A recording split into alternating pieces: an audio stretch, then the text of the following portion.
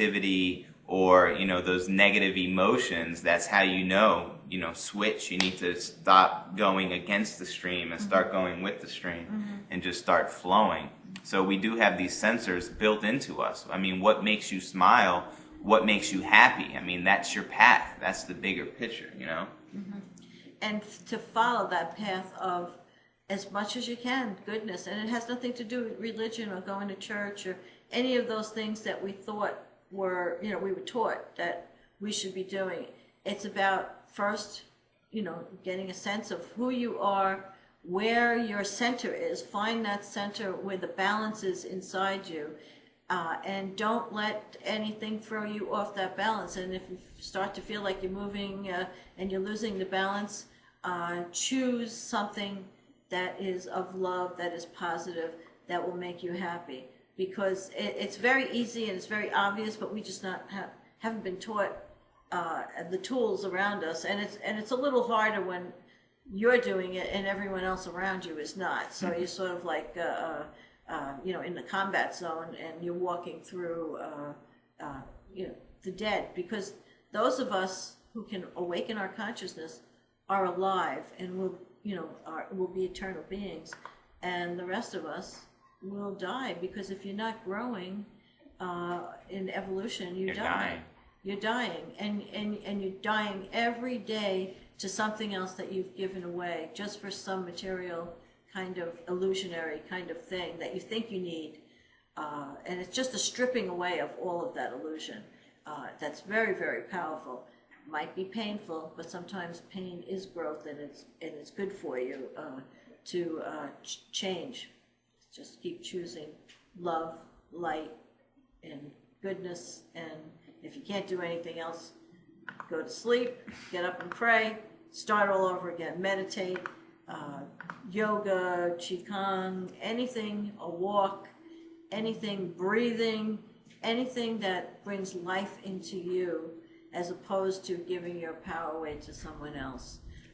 And we might see loved ones around us just leaving us or disappearing. We can't get wrapped up in their thing. We have to let them go and move.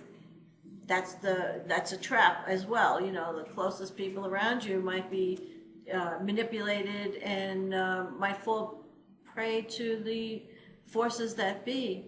And what you can do is love them and move into your own self of the path of light, the sunlit path of growth, because that's what we're here to do. Everything else will fall into place. And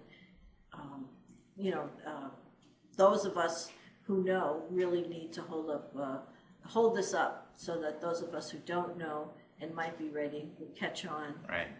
And it's so simple, everything, that it's just basically overlooked. You mentioned earlier a simple thing of breathing or focusing upon your breath. That's what meditation is. Just that little thing could just alter and change your entire being, your consciousness, and you ignite yourself with the light just by focusing upon your breath every day, taking the time out of your busy life just to sit, in quiet. Stop those thoughts, because our mind is just constantly bombarded with thoughts and advertisements and just so much going on. It's no wonder why, people are the way that they are. Yeah, it's the Matrix. It seems like I'm always referring to something that is Hollywood, but it actually... Hollywood has a lot of truth. It actually is. If you can't relate it to anything else, just think about what's going on around you. And we're going to be having a lot of signs between the 2012 Convergence, the movie, and the things that are going on TV that are all about time travel and ship shifting. We're being prepared for this. And so you want to show... we were talking about the night vision goggles, and I do have my pair, so I'd like to share with you exactly, from our experience and show you what it looks like. I want to start by saying the cool thing is when you put on the night vision goggles for the first time, your eyes could only see so much. Our eyes are limited to the spectrum that our eyes could naturally pick up. So I may only see like 10 stars out there with my natural eyes. I put on these goggles, all of a sudden I see thousands, if not tens of thousands of stars. It is the most incredible thing I've ever experienced. So that alone in itself is amazing. Now, another thing is, it's not you put on the goggles and then you're instantly going to see hundreds of UFOs flying around. You look out with the goggles, you know, I think we usually do for 15-minute sessions, 20-minute, we'll like switch back and forth and we'll look at things. We got these cool laser lights, which I'm going to talk about in a second. You know, you look at the skies and naturally just look there, you know, just concentrate on a certain, because there's so many stars there, there's so much to look at, and it, you know, it could be overwhelming at first if you know, if it's your first time doing it, but you just look out there. Then you start to recognize the patterns of the stars and the energy, and then, you know, you may see some things come into that spectrum, like the other night, not last night, but the night before, right below the North Star, that really bright star to the bottom right, I seen something appear at least a dozen times. It would just come in, very bright, you know, huge orb, and then it would just disappear. Just kind of like I showed you the footage in Cabo San Lucas where the UFO was within one split second, disappeared. So that's the strange activity you're probably going to see. We are still new at it. We just got the goggles. I've been away on vacation for 16 days, just got back. So we've only had a couple days to really look out, but actually 3 days I think we've been really looking out since I got back. And the first day, my girlfriend Dee, she exclaimed she's seen some UFO activity, which is awesome. I was looking at stuff. I don't know for sure if I seen UFOs that night because it's all new to us. And then you looked at it, you seen some strange activity, so we're like, this is interesting.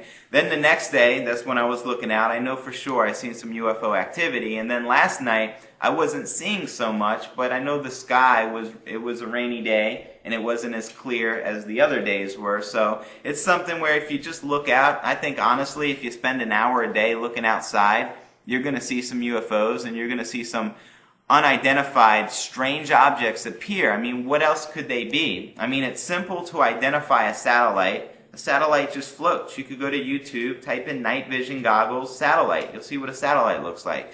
A flock of birds, that's very simple. We know what birds look like. They have wings, and they usually fly in flocks. They don't glow or nothing. And you could see birds and bats and all sorts of night animals. You could see moths, you could see bugs. You could see planes. Planes are very easy to identify. Typically they're flying kind of low, especially where near we live, because there is airports all around us. They have flashing lights, usually a red light, you know, flashing, and along with a green light or something. They have wings, very easy to identify. You know, they usually go 400 or 500 miles an hour, just, you know, gliding, floating. They can't just switch directions. And then you could research on YouTube, because there's so much footage from people that have these night vision goggles, and type in UFOs. You'll see objects flying thousands of miles an hour, stopping, so they're flying intelligently, switching directions and going the other way. Now, this is just incredible, because to me, there's no way to mess that up when you see a UFO. See, the cool thing is being able to record the actual footage, so when it's happening so quickly, you could go back and check out the footage and see exactly what you captured. So let me open up this bag. This is what the night vision goggles come in. Let's see here. And I also want to give you the model of the goggles that we got. They're called